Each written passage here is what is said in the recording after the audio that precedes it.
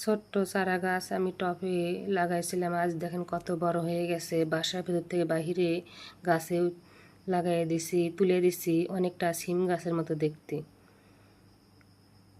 দেখুন আজকে একটা ফল নিচে পড়েছিল, সেটাই আপনাদের সাথে শেয়ার করব কেমন করে খেতে হয়। ফলটা খুবই ভালো, টক মিষ্টি। এই দেখুন পেকে গেছে, দেখেই নিচে পড়ে গেছে।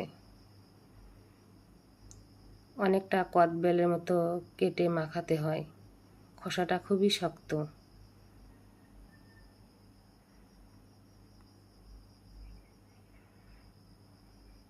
ভেতরটা খুবই হলুদ কমলা রঙের হয়ে থাকে, বিচিটা কালো কালচে কালার। বিচি সহকারে এটা খেতে হয়, খুবই মজার হয়। দেখুন কত জুসি লাগতেছে। এটা চামচের গোড়ালি দিয়ে ঘুরে ঘুরে মাখাতে হয়।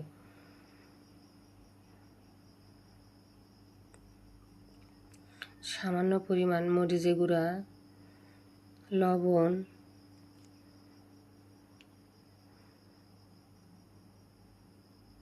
একটু চিনি দিয়ে মাখালে বেশি ভালো লাগে, টক মিষ্টি ঝাল ঝাল। চিনি অপশনাল, কেউ না দিতে চাইলেও খাওয়া যাবে, খুবই ভালো লাগবে, খেতে পারবেন। ঘুরে ঘুরে মাখাতে হবে, খুবই মজা হয়। যেটা ফল নিচে পড়ে পাকে সেটাই সবচেয়ে বেশি ভালো লাগে।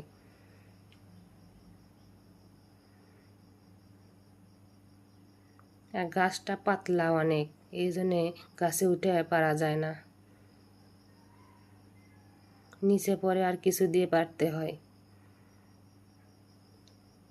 আমি খেয়ে দেখাবো, খুবই মজা, খুবই টেস্ট, অসাধারণ একটা টেস্ট আছে।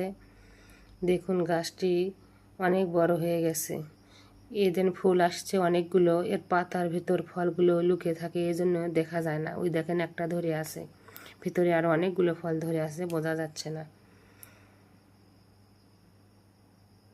কে কোথা থেকে আমার ভিডিও দেখছেন আমাকে কমেন্টে জানাবেন।